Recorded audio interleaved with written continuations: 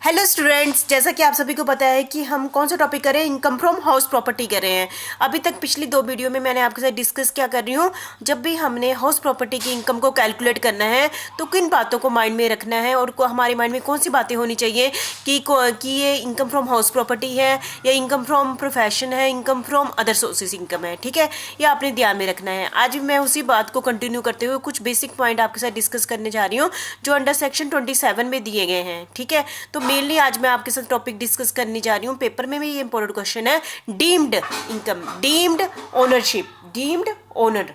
ठीक है, क्या होता है डीम्ड ओनर, क्या होता है deemed ownership under section 27। Deemed owner मतलब जिसको माना गया है ओनरशिप, ओनर जिसको माना गया है पर ओनर नहीं है। डीम का मतलब है माना गया owner. According to this section there are certain person who are not the owner of the house property, वो उस प्रॉपर्टी का ओनर नहीं है but are treated as deemed owner of the property and are subject to tax, और उसको क्या देना पड़ेगा, टैक्स देना पड़ेगा। तो हम कर लेते हैं एक एक करके। तो पहला है house property transfer to spouse without consideration, transfer to spouse without consideration. जब एक असेसी है वो अपनी प्रॉपर्टी अपने स्पाउस को ट्रांसफर कर देता है विदाउट कंसिडरेशन, ठीक है, उसको कर दिया और उस प्रॉपर्टी से जो इनकम होती है तो उसके स्पाउस के पास जानी चाहिए ना वो इनकम, लेकिन नहीं, तो उसकी इनकम में ऐड होगी, तो उसको डीम्ड ओनर कहा जाएगा। ठीक है, डीम्ड ओनर का क्या मतलब, यहाँ पर ये टॉपिक लेने का मतलब है कि उसको डीम्ड ओनर मानकर उसकी इनकम में, इनकम फ्रॉम हाउस प्रॉपर्टी जो दूसरा हेड है उसमें डालकर उसको टैक्स देना पड़ेगा। ठीक है, चाहे उसने अपने स्पाउस को वो प्रॉपर्टी ट्रांसफर कर दी गई है, ओनरशिप ट्रांसफर कर दी गई है। ठीक है, तो उसको जिसने ट्रांसफर की है ना उसको देना पड़ेगा, उसको अपने income from house property head के अंदर इसको शो करके उस पर क्या देना पड़ेगा, टैक्स देना पड़ेगा। ठीक है, दूसरा है हमारा house property transfer to minor child. Minor child आपको पता है कौन सा होता है, जिसकी जो एज है वो 18 साल से कम है। फादर ने क्या किया, अपनी जो प्रॉपर्टी अपने बच्चे के नाम पर कर दी। ठीक है, तो क्योंकि हो सकता है ना कि मुझे टैक्स से बचाव हो, ये मकसद होता है ना, तो टैक्स से बचने के लिए उसने अपने माइनर बच्चे के नाम पर कर दी, तो इस प्रॉपर्टी से जो भी इनकम होगी वो उसकी इनकम में ऐड कर दी जाएगी, उसको डीम्ड ओनर माना जाएगा। चाहे उसने अपनी प्रॉपर्टी का मालिक बच्चा बन गया है लेकिन उसको डीम ओनर माना जाएगा। ठीक है, समझ गए। नेक्स्ट है हमारा house property allotted by society to its member, house property allotted by society to its member. जैसा कि आप सभी को पता है ना, कई बार बहुत सोसाइटी बनी होती है, वो सोसाइटी क्यों बनाई जाती है, मेंबर के बेनिफिट के लिए बनाई जाती है। उन्होंने हाउस प्रॉपर्टी के लिए मेंबर को दे दी। ठीक है, तो should be deem to the owner of the house property.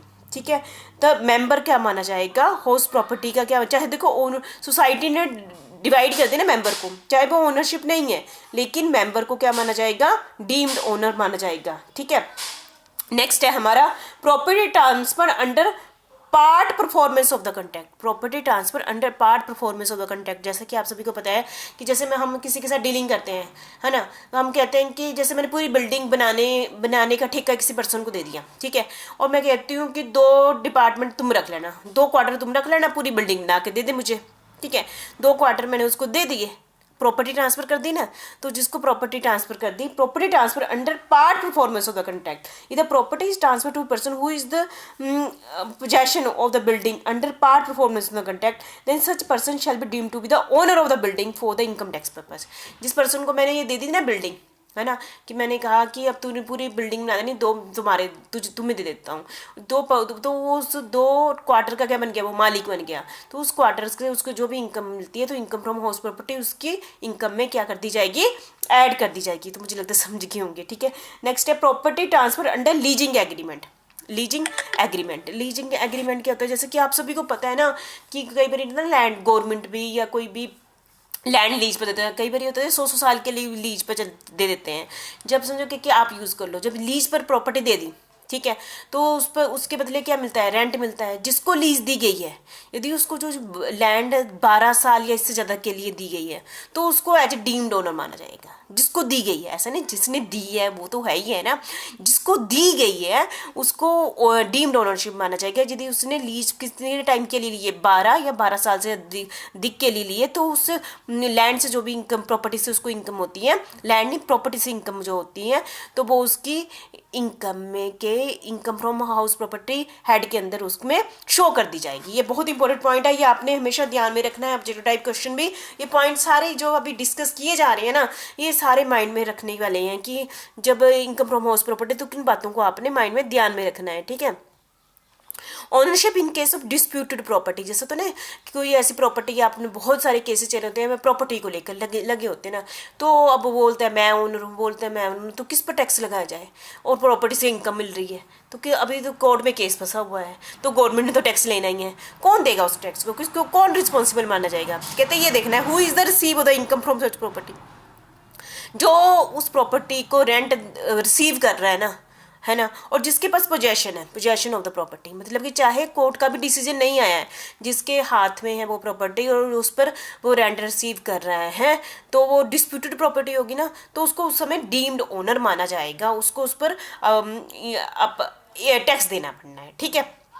7th point है transfer of ownership by mere book entry. कई बार ऐसा होता है ना कि पर्सन ऐसे सिचुएशन क्रिएट कर देते हैं कि बुक एंट्री के लिए ट्रांसफ़र कर देते हैं, ताकि क्यों बुक एंट्री करते हैं, ताकि उस पर टैक्स देना कम देना पड़े ना।